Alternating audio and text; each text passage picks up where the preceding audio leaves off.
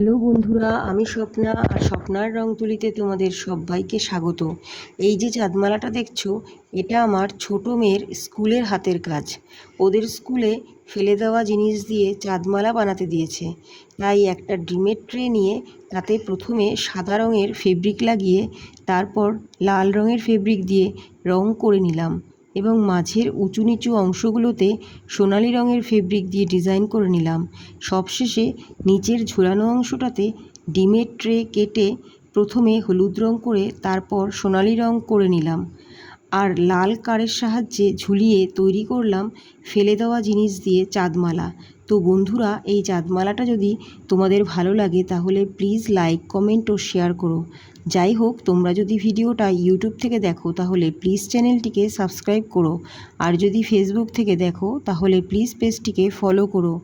আজ তাহলে আসি, আবার দেখা হবে অন্য ভিডিওতে।